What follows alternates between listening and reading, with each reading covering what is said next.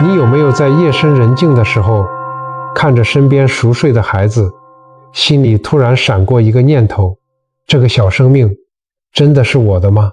或者是当孩子进入青春期，常常跟你顶嘴，把你气得半死的时候，你是不是也曾仰天长叹：我到底是造了什么孽，怎么会生出这样一个来讨债的？相信很多做父母的心里都有过前面说的那种委屈。现在的父母真的太累了，从孩子还在肚子里就开始焦虑，担心他吃不好，担心他输在起跑线。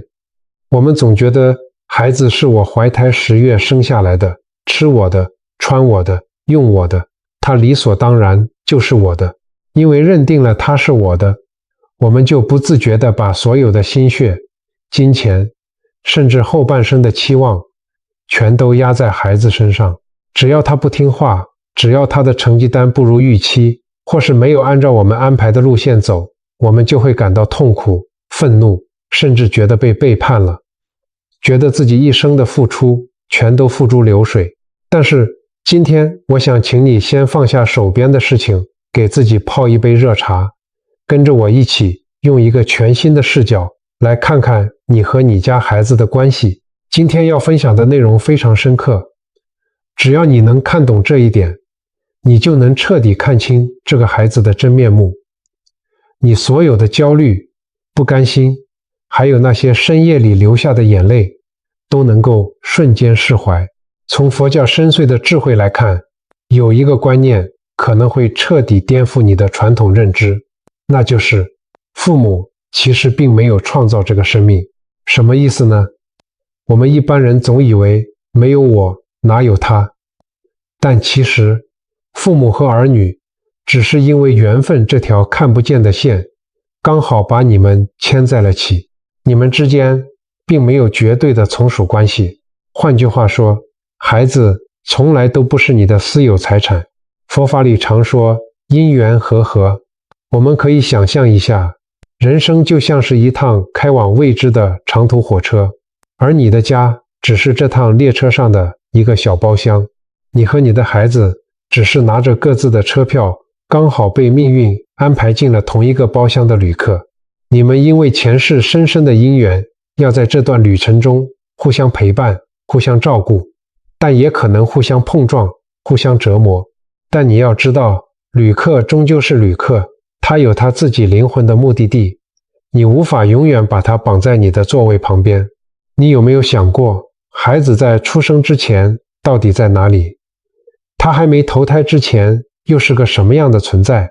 关于投胎转世，我们从小到大听过无数的传说，虽然很多人觉得这只是无稽之谈，但从古至今，这样的说法从来没有在我们的文化中停止过。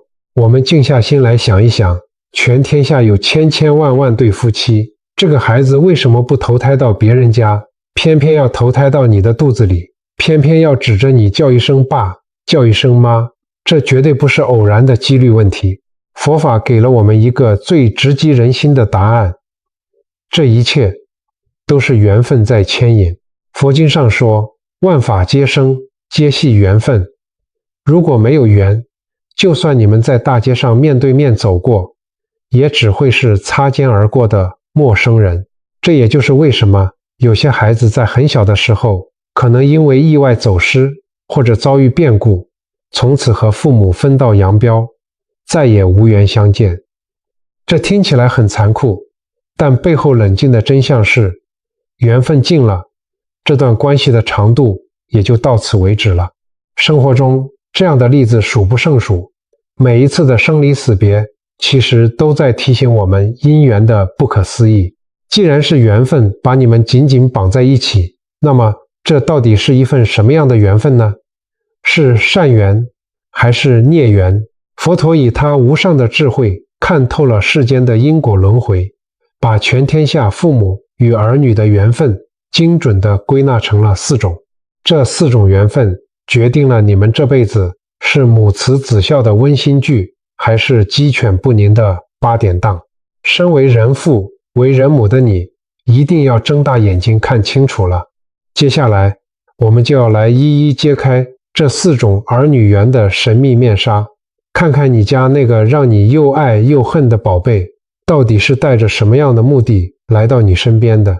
当你明白了孩子并不真正属于你，而只是一个与你同行的生命旅客时，你的心里可能会有一阵失落，但同时也会有一丝解脱，对吧？那么既然是旅客，为什么偏偏是他拿着这张车票走进了你的生命里？在2000多年前，佛陀就用他那双看透宇宙真相的慧眼，给了我们一个最震撼也最慈悲的答案。佛法认为，世间万物运作的底层逻辑其实就是4个字：因果不虚。人与人之间的相聚，就像是宇宙这位最精密的精算师在拨动着一本灵魂的无形账本。佛陀告诉我们，儿女投胎到你家，绝对不是老天爷随机发牌，而是基于4种极为深刻的缘分。这4种缘分就像是4把钥匙，解开了天下所有家庭幸福与痛苦的密码。请大家在心里对照一下，看看你家那个让你牵肠挂肚的孩子究竟是带着哪一把钥匙来的。第一种缘分叫做报恩，这真的是来报恩的啊！你有没有遇过那种天使宝宝，从小吃好睡好，不哭不闹，长大了一点，读书从来不用父母盯着，自动自发，出了社会不仅工作顺利，对父母更是嘘寒问暖，逢年过节红包给的厚厚的，把你晚年的生活打理得有条不紊。你可能会羡慕别人家的风水好，但佛法告诉我们，这跟风水无关。这是因为你在过去的生命里，也就是上一辈子或者更久以前的轮回中，你对这个灵魂有过极大的恩情，也许是你救过他的命，也许是在他最落魄最寒冷的时候，你给了他一碗热汤，一件冬衣。这份恩情深深地刻在了他的灵魂深处，所以这辈子他就是带着一颗无比感恩的心投胎来做你的骨肉。这种孩子是来报答你的，他的一生都会让你感到省心、骄傲，充满温暖。如果你遇到了这样的孩子，请你在心里默默感恩自己过去种下的善因。第二种缘分叫做报怨，抱怨的怨，说白了就是来报仇的。听到这里，很多父母可能会吓一跳，甚至觉得不可思议。你别吓我，哪有亲生骨肉是来报仇的呢？虎毒还不食子啊！但现实往往比戏剧还要残酷。你想想看，为什么有些孩子从小就特别叛逆，大一点有主见了，就到处惹是生非，今天跟人打架进警局，明天又欠下巨额卡债，要父母来擦屁股。他们把家里搞得乌烟瘴气，甚至让父母倾家荡产，晚景凄凉。在因果的账本上，这其实是因为上辈子你跟现在的这个孩子是冤家、死对头，甚至是老死不相往来的那种仇人。你可能深深地伤害过他，或者坑害过他的利益，这股怨气没有散去，这辈子他化作你最亲密的人，精准地捏住你的软肋，就是来让你操心，让你痛苦的。听到这里，有些比较理性的朋友可能会反驳了，这明明就是父母没教育好嘛，现在社会诱惑多，不听话的孩子多了去，难道都是来报仇的吗？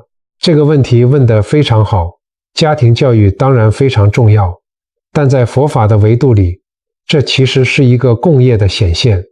为什么你会生出一个难以教导的孩子？这就要反求诸己了。我们可以问问自己，在日常生活中，你是乐善好施的时候多呢，还是总想着去占别人便宜的时候多？如果你对钱财过于斤斤计较，对身边的人刻薄寡恩，处处结下恶缘，那么这些恶缘的磁场就会吸引到同样带着怨气的灵魂来到你的身边，这就是所谓的同气相求。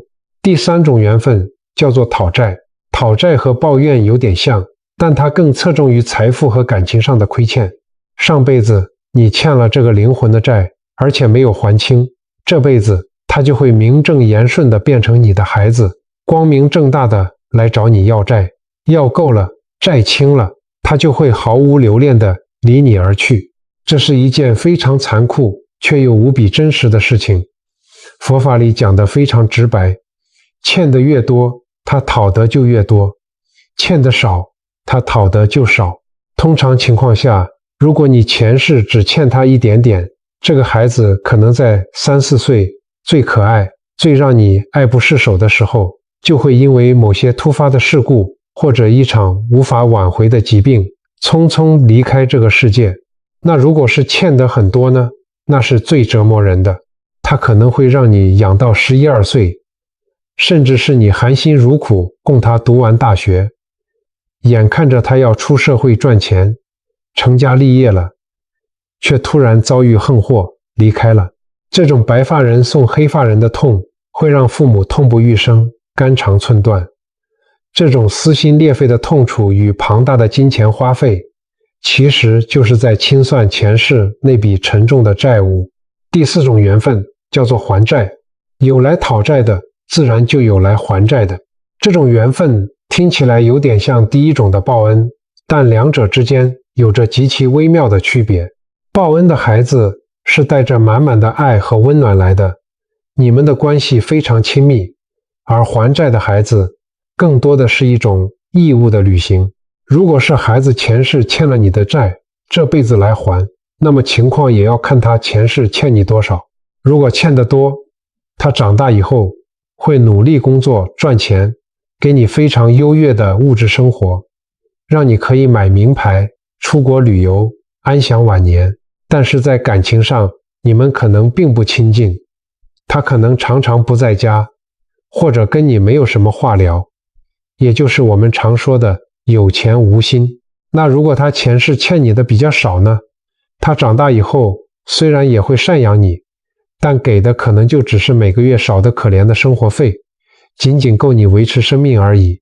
有时候，如果你们前世的账算得太清了，作为父母的你，可能还要时不时地倒贴老本到儿女身上。这就是因为他欠你的已经还完了，剩下的就是你单方面的付出了。看懂了这4种缘分，你是不是对身边的孩子有了一种全然不同的理解？不管是善缘还是孽缘，都是因果的轮回，都是灵魂的功课。但是，如果你以为佛法只是在讲述这些玄之又玄的理论，那就错了。因果从来不是虚无缥缈的，它就实实在在地发生在我们身边，甚至留下过无法抹灭的印记。在民国时期，就曾发生过一件轰动一时的奇案，一个孩子身上竟然带着前世自己咬下的牙印投胎。这到底是怎么一回事？我们常说眼见为凭，很多现代人受过科学教育，对于投胎转世这种说法，总觉得是迷信，是无稽之谈。但有时候，因果轮回的痕迹会实实在在地烙印在肉体上，让你不得不相信，在这个肉眼可见的世界之外，确实有一套精密运作的宇宙法则。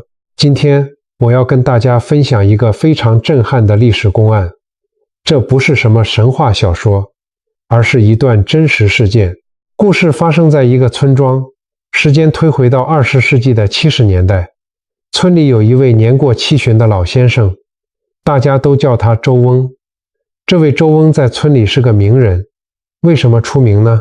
因为每逢农忙集体劳动，大家在大树下休息的时候，村里的男女老少总喜欢半开玩笑地凑过去，捉住周翁，扒下他的裤子瞧稀罕。他们在看什么？他们在看周翁左边屁股上那一排深深的、清晰可见的牙齿印记。这排牙印不是小时候被狗咬的，也不是受伤留下的疤痕。周翁的母亲在世时曾经亲口对所有人说过，这个牙印是他上一辈子我亲口咬上去的记号。这听起来是不是让人浑身起鸡皮疙瘩？一个人怎么可能带着上辈子的牙印出生？这段跨越了2辈子的宿债奇案，我们还得从周翁父母年轻的时候说起。周翁的父母是一对非常老实本分的农民，他们婚后10多年，其实过得非常凄惨。为什么说凄惨？因为他们曾经先后生了4个孩子，但每一个孩子都活不过半岁，就因为各种莫名其妙的疾病夭折了。各位做父母的，你们想象一下那个画面：10月怀胎，满心欢喜地迎接新生命，结果不到半年，眼睁睁看着怀里软乎乎的孩子没了呼吸，1次、2次、3次、4次，这种锥心刺骨的痛真的会把一个人逼疯。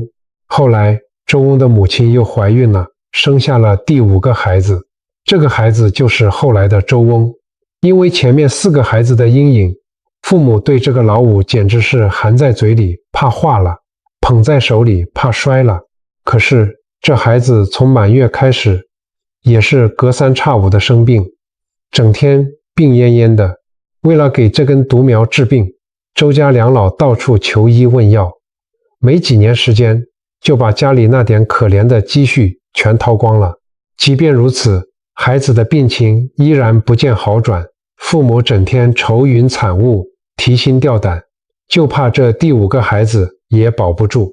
有一天，村里来了一位算命先生，周家父母就像抓到了救命稻草一样，赶紧把先生请到家里。算命先生看了看孩子，眉头一皱，叹了口气说：“这孩子命里有劫啊，要想保住他，一般的办法不行，你们得去寻一块迁坟地，找到那种年代久远的棺材，拔下上面的万年钉，打成一把小锁头，挂在这孩子的脖子上，这锁必须日夜带着，一直带到他18岁，看看能不能把这条命给锁住，躲过这次劫难。去坟地里拔棺材钉。”这听起来多么晦气，多么吓人啊！但对于已经走投无路的父母来说，只要能救孩子，要他们的命都行。于是周家父母千方百计，历尽千辛万苦，真的找人打了一把万年钉的小铜锁，牢牢地套在了孩子的脖子上，日夜都不敢取下来。说来也怪，戴上锁之后，孩子虽然还是小病不断，但好歹是活下来了。就这样，一家人在惶恐不安与无尽的眼泪中熬过了1年又1年。转眼间，孩子16岁了，本以为快要熬出头了，谁知道有一天，这孩子突然又生了一场重病，高烧不退，整个人陷入了昏迷，眼看着就快不行了。老父母守在床前，哭得肝肠寸断，心想着这辈子难道真的注定要绝后吗？就在这个时候，原本昏迷的孩子突然睁开了眼睛，但让人毛骨悚然的是，他看着父母的眼神没有一丝亲情，反而透着一种冰冷的陌生感。更可怕的是，他一开口，语气和声音完全变了，变成了一种非常老成、冷漠的口吻。他对着正在痛哭的父母说：“你们别哭了，我今天跟你们说实话吧，我投胎来做你们的儿子，根本不是来尽孝的，我是来讨债的。你们2世之前欠了我4头牛的债没还，我这次来就是要讨回这笔债。”父母听得目瞪口呆，连哭都忘了。孩子接着说：“其实算一算账，这4头牛的债在我11岁那年就已经全部讨清了。我本来那时候就该走的，可是你们偏偏弄了这把破铜锁，把我给锁住了，让我没办法脱身。这5年来，我被困在这里，天天折腾你们，让你们倾家荡产，这都是你们自找的。”孩子冷冷地看着他们，下达了最后通牒：“现在我希望你们马上把这把锁给我取下来，放我走。如果你再执迷不悟，我不仅以后绝对不会给你们养老送终，我还会继续闹下去，直到把你们家彻底败光，弄得家破人亡为止。”这番话就像晴天霹雳一样劈在了周家父母的头上。他们怎么也想不到，自己掏心掏肺疼爱了16年的心头肉，竟然是带着这么深的怨气来讨债的冤家。但孩子的话还没说完，他接下来说出了一个更惊人的计划：“你们放我走，我现在要去邻村的胡家，那个胡家以前欠了我35块大洋的棉纱钱，没还，我要去他家投身，把这笔钱讨回来。等我把胡家的债讨完，我会再回来，因为我多在你们家待了5年，欠了你们5年的养育之恩，加上这16年来你们对我的照顾，我都记着。等我再投身回来做你们的儿子，那就是来还债报恩的。到那时候，我就永远不走了，给你们养老送终。周家母亲听着这番匪夷所思的话，心如刀绞。她流着眼泪问：孩子啊，你说的这些实在太离奇了，叫娘怎么相信你？你说你走了还要回来，我们拿什么当凭证啊？孩子在昏沉中发出了微弱的呻吟。你们如果不信，现在就在我左边屁股上狠狠咬下一个牙印，只要你们把锁取下来，我死后1个月内就会在胡家投胎变成一个女婴，半年后那女婴就会死掉，然后我会带着这个牙印再次回到你们家，这就是凭证。话到了这个份上，看着床榻上痛苦挣扎已经无药可救的孩子，母亲的心彻底碎了。她知道这段孽缘是时候该放手了。母亲流着2行清泪，俯下身，掀开孩子的衣服，在孩子的左边屁股上忍着心痛，死命地狠狠地咬下了一口，深深的牙痕立刻浮现出来。随后，父亲颤抖着双手解开了那把戴了16年的万年钉铜锁。铜锁解开的那一瞬间，孩子长长的吐出了一口气，随即闭上眼睛，断了气。办完丧事后，周家父母虽然悲痛，但心里始终悬着一块大石头。儿子临终前说的那些话，究竟是高烧胡话，还是真有其事？2个月后，母亲实在按捺不住内心的狐疑，决定亲自去查个水落石出。她假扮成一个卖丝线的小贩，一路打听，真的来到了邻村。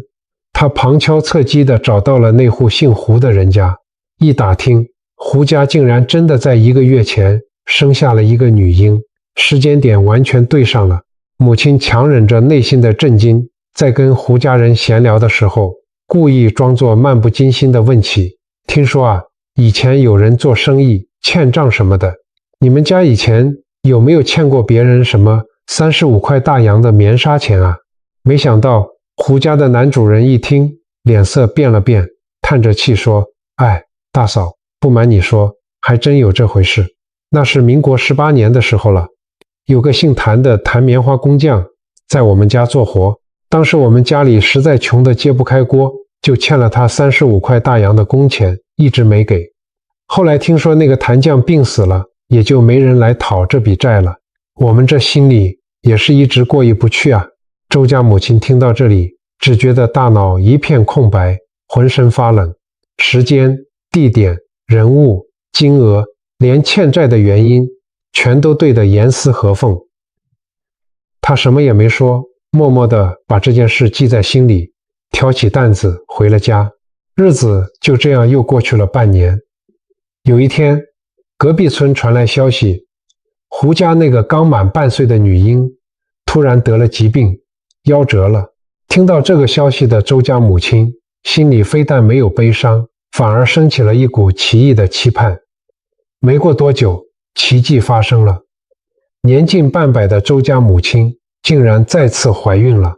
10个月后，她顺利产下了一个健康的男婴。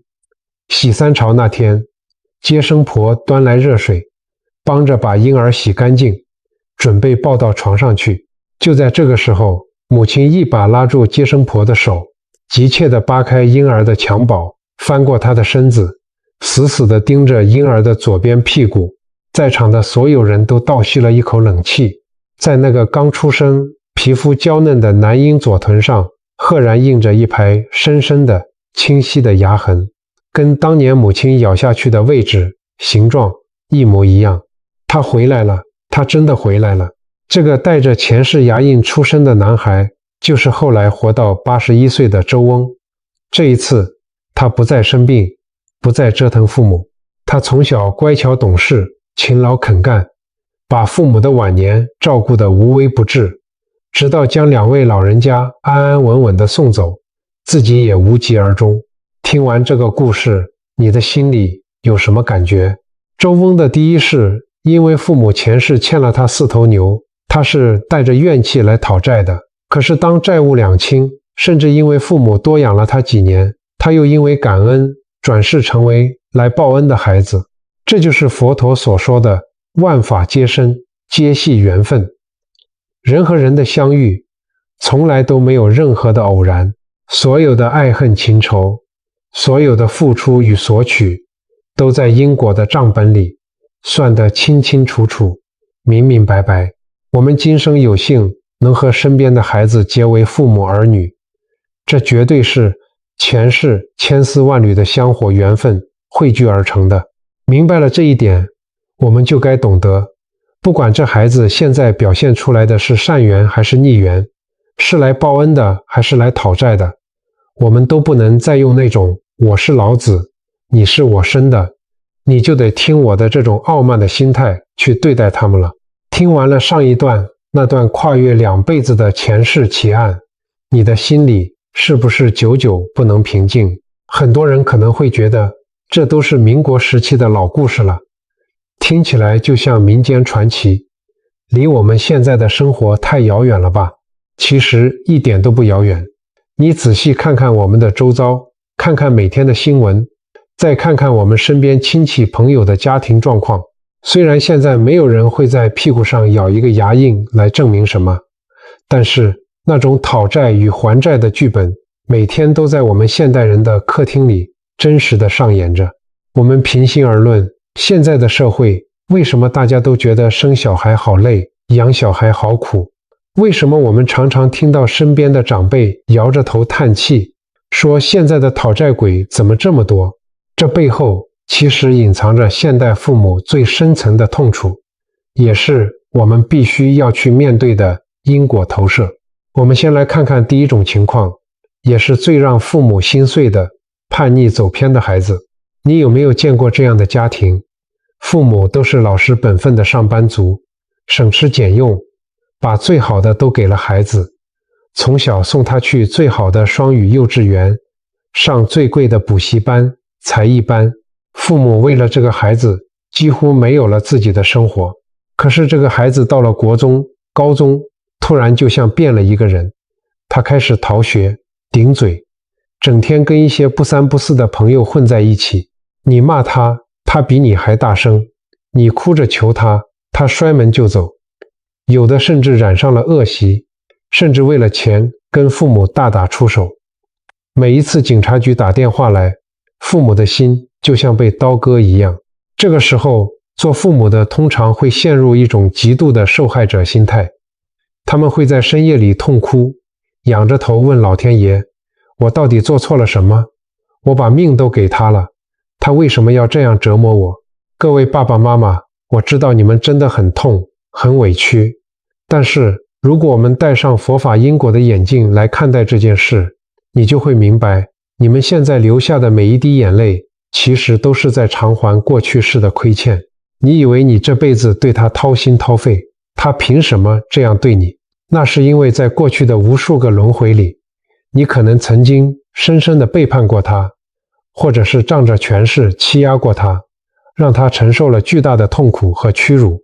这股怨气不会因为喝了孟婆汤就消失，这辈子他借着你们的缘分成为了你的孩子，他就是要用这种最痛的方式，把当年受的委屈连本带利地讨回来。当你看懂了这一层因果，你还要继续怨恨吗？你的怨恨只会让这个结越打越死。佛家常说，欢喜做，甘愿受。既然是我们欠的，那我们就老老实实的还。当你不再用我是你老子，你必须听我的这种高高在上的心态去压制它，而是用一种我欠了你，我用包容和爱来补偿你的心态去对待它时，你会发现你们之间的紧张关系会慢慢产生不可思议的软化。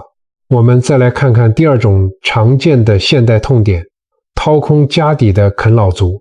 这种情况在现在的社会越来越多，孩子明明好手好脚，甚至大学研究所都毕业了，但他就是不出去工作，整天躲在房间里打电动、上网，过着日夜颠倒的生活。衣服要妈妈洗，吃饭要妈妈煮，没钱了就伸手向父母要，父母如果不给，他就摆出一副臭脸，甚至情绪勒索，是你们要把我生下来的，你们本来就要养我。很多父母为了这些孩子，把准备用来养老的退休金都掏空了。6、70岁了还得出去做清洁工，当大楼管理员，就为了给家里那个30、40岁的大婴儿缴网络费，买最新的手机。周围的亲戚朋友都劝父母要狠下心，把孩子赶出去。可是父母就是狠不下这个心，一边骂，一边又默默地把饭菜端到他房门口。这到底是为什么？用因果的逻辑来解释，这就是最标准的讨债。在过去的某一世，你可能侵占了他的财产，或者欠了他一笔巨大的金钱没有归还，这辈子他就拿着这张无形的提款卡来到你家。他不需要去做什么大奸大恶的事情，他只需要什么都不做，就能把你这辈子辛辛苦苦累积的财富一点一滴的榨干。他其实是在提领他前世的存款啊！面对这样的孩子，父母如果每天都在心里痛骂他不孝，骂他没出息，那只会让自己陷入无尽的痛苦与内耗之中。你越是心疼那些钱，你越是觉得他在拖累你，你的日子就越难熬。佛法教导我们要学会放下执念，钱财本来就是身外之物，生不带来，死不带去。既然这笔钱注定是欠他的，那就当作是还债吧。当你把每一笔给他的钱都当作是在清偿债务，在心里默念一句，这是我欠你的，现在我还给你，愿我们之间的债务早日结清。你会发现，你心里的那种不甘心和愤怒会减轻很多。等你欠他的额度还完了，缘分尽了，这个结自然就会解开。最后，我们来谈谈第3种，也是最让人心酸的情况，天生体弱或带有缺陷的孩子。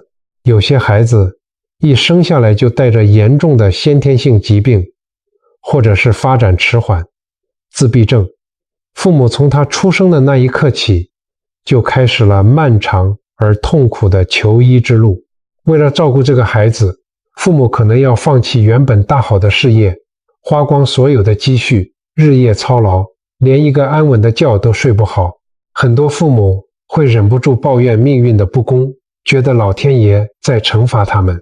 但是各位朋友，在佛教的眼光里，这样的孩子往往不是来讨债的，他们是来度化你的菩萨。佛法里有一个词叫做逆增上缘，意思是说，那些让我们感到痛苦、艰难的逆境，其实是为了逼迫我们成长，提升我们灵魂的境界。你想想看，如果没有这个生病的孩子，你可能依然是一个在名利场上追逐、自私自利、脾气暴躁的人。可是因为这个孩子的到来，你学会了什么是无条件的爱，你学会了什么是极大的耐心与包容，你放下了对金钱和地位的执着，只求孩子能少受一点苦。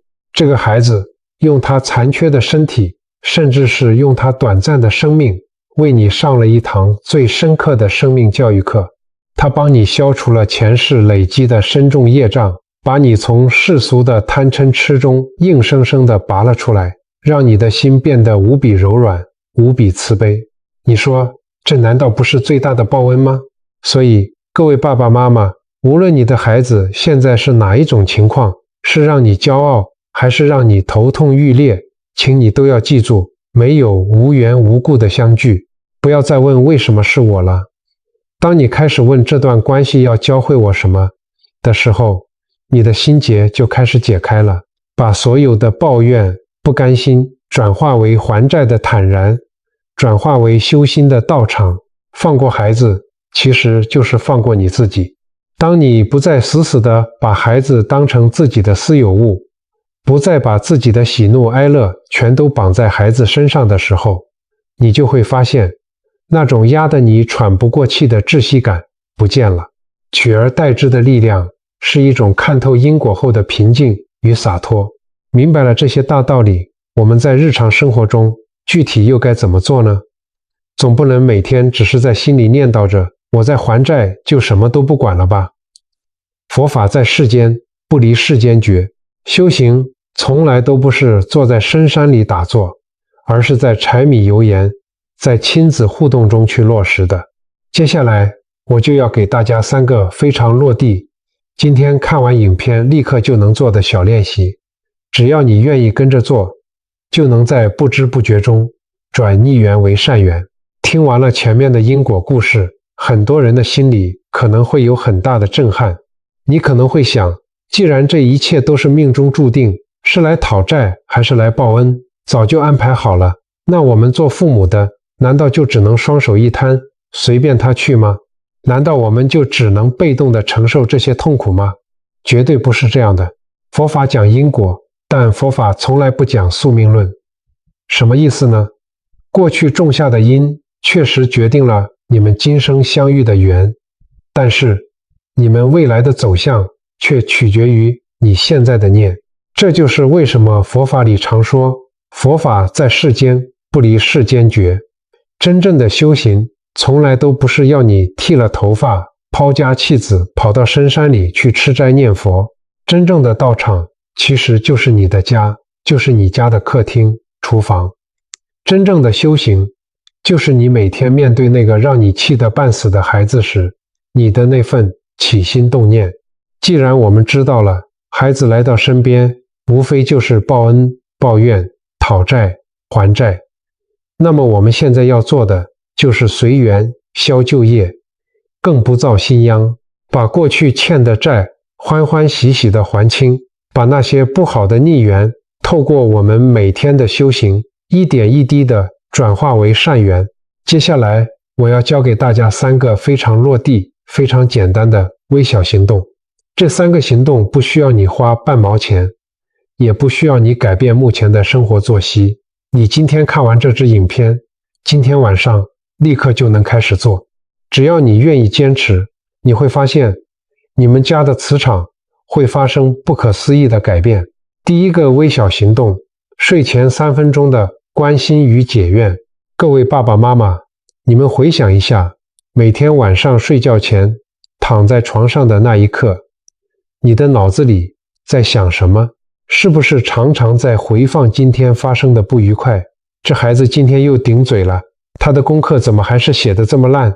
我明天还要帮他处理什么烂摊子？你带着满脑子的焦虑、愤怒和不甘心入睡，结果呢，你睡不好，第二天精神更差，看到孩子就更心烦，这就形成了一个无解的恶性循环。从今天开始，我们换一个方式，当你晚上洗好澡，躺在床上，关掉手机，闭上眼睛，请你先做3个深呼吸，把一整天的疲惫都吐出去。接着，请你在脑海中轻轻地浮现出你孩子的脸，不要去想他今天惹你生气的样子，请你去回想他刚出生时那个软软糯糯躺在你怀里熟睡的天使模样。看着他在你脑海中的样子，请你在心里默默地对他念出这段话，我们称之为解怨咒。孩子，无论我们前世有什么样的恩怨情仇，无论你是来讨债还是来报恩的，我都全盘接受。这辈子你愿意来做我的孩子，我就感恩你。我对你付出的爱是我心甘情愿的，你对我的不理解也是我应该承受的。从今天起，我不欠你了，你也不欠我了。愿我们今生的相遇只留善缘，不结恶果。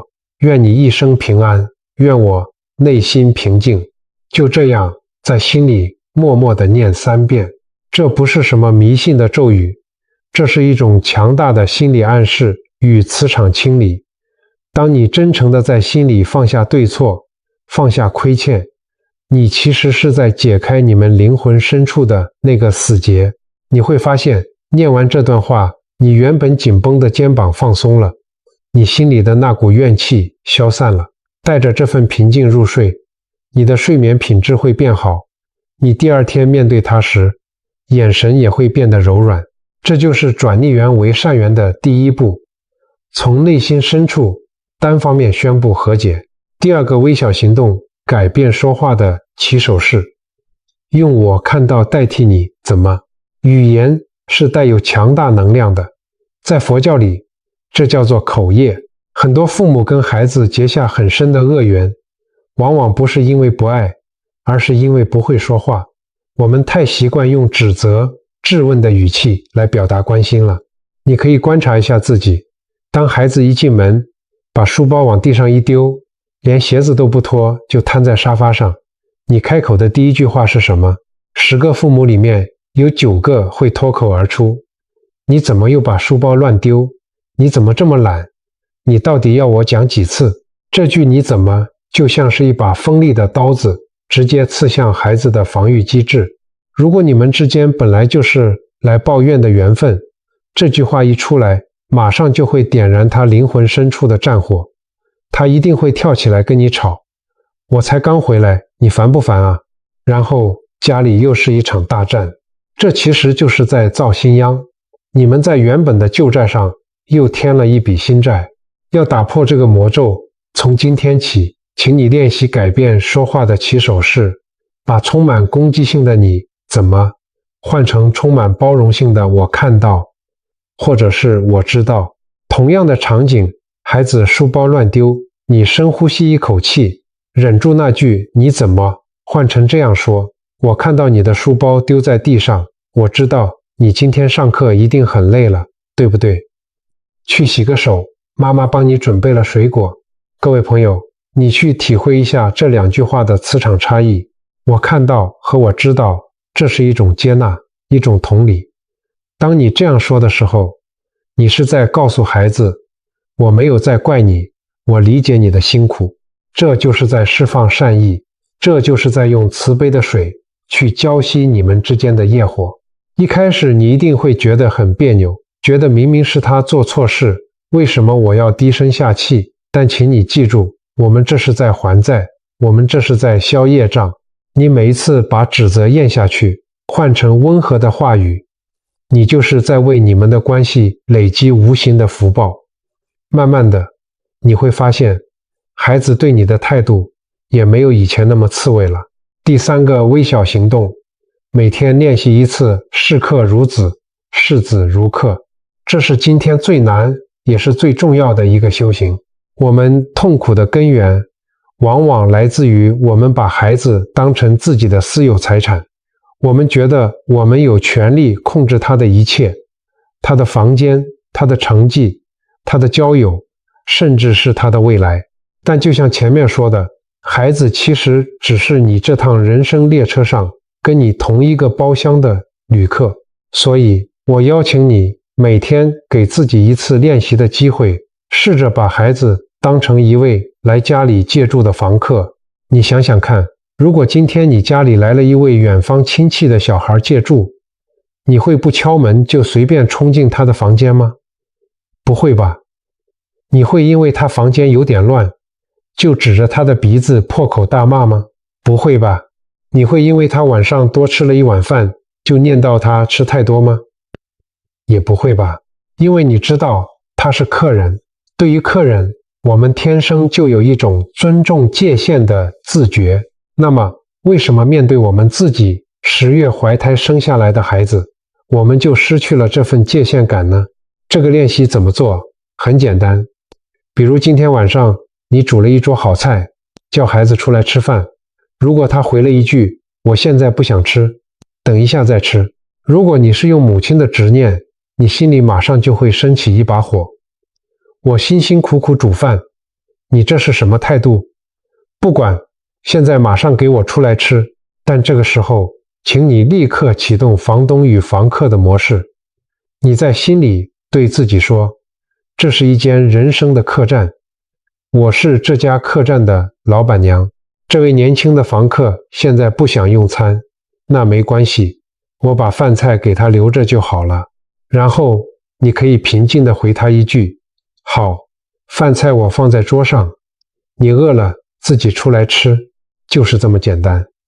当你放下那种我是老子，你必须听我的控制欲，把选择权交还给孩子的时候，你其实就是斩断了你们之间互相拉扯的业力绳索。当你用对待客人的那份尊重和礼貌去对待你的孩子时，你会发现你不再那么容易生气了。孩子也会因为感受到你的尊重，反而愿意慢慢靠近你。这3个微小行动，睡前的关心和解，改变说话的起手式，以及把孩子当成客栈里的房客，不需要你烧香拜佛，也不需要你花大钱做功德，这就是最真实、最落地的世间法。各位父母，教养从来不是一场用来证明谁对谁错的辩论赛，教养是一场深刻的自我修行。当我们改变了自己，改变了这份缘分的磁场，孩子自然就会跟着改变。我们今天聊了这么多，从佛陀开示的4种儿女缘，到那个带着前世牙印的奇案，再到我们现代父母每天要面对的柴米油盐与爱恨情仇。我知道做父母真的是这个世界上最难、最辛苦，却又最无法辞职的一份工作。当你在这深夜里看着孩子熟睡的脸庞，回想起白天为了功课、为了琐事跟他发的那些脾气，你的心里一定充满了懊悔与不舍。其实天下父母心，哪有不爱自己孩子的？我们只是太害怕他们受伤，太希望他们过得好，以至于把这份爱变成了一种沉重的枷锁，紧紧地勒住了孩子，也勒住了我们自己。佛法常说万法皆空，因果不空，但佛法更深一层的智慧是告诉我们，因果的最终目的从来都不是为了惩罚谁，而是为了唤醒我们。不管你家那个孩子是来报恩的天使，还是来讨债的冤亲债主，不管他是带着满满的福报来让你安享晚年，还是用他残缺的身体、叛逆的行为来磨练你的心智，他们其实都是宇宙派来度化你的菩萨。他们用最深刻的痛逼着我们学会放下执着，他们用最难解的题逼着我们学会无条件的包容。今生能结为父母儿女，这本身就是一场不可思议的奇迹。你要知道，在浩瀚的宇宙轮回中，要累积多少世的香火缘，要跨越多少个世纪的寻找，它才能准确无误地投胎到你的肚子里，在你怀里哇哇大啼，用那稚嫩的声音喊你一声妈妈，喊你一声爸爸。这份缘分太重，也太珍贵了。所以各位爸爸妈妈，放过自己吧，不要再把孩子当成你的私有财产，不要再把它当成你未完成梦想的延续。把那个紧紧抓住孩子的手轻轻地松开，把爱还给生命本身。就像我们常说的，父母与子女的缘分，其实就是今生今世不断地在目送他的背影渐行渐远。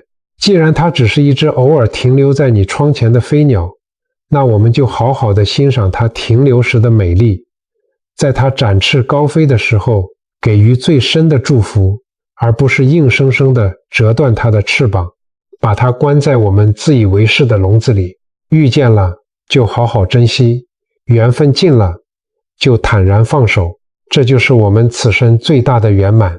节目的最后，我想邀请荧幕前的你做一件非常有力量的事情。如果你现在心里有满满的感触，如果你也想化解跟孩子之间的逆缘，或者你想感恩那个来报恩的贴心宝贝，请你在这支影片的留言区替自己、家人或者是朋友留下这句祈福的话：愿解一切怨结，愿解一切善缘，感恩今生相遇，愿你一生平安。当我们每个人都在留言区写下这句善言，我们就能在这里汇聚成一个无比巨大的正向磁场。这个慈悲的磁场会穿越荧幕，穿越时空，传递到你和你孩子的灵魂深处，为你们化解累世的业障，带来真正的平静与祥和。今天这支影片有点长，感谢你用心听到了最后。愿你在这趟人生的旅程中看透因果，内心澄澈，感谢你的观看，愿你福生无量，我们下期再见。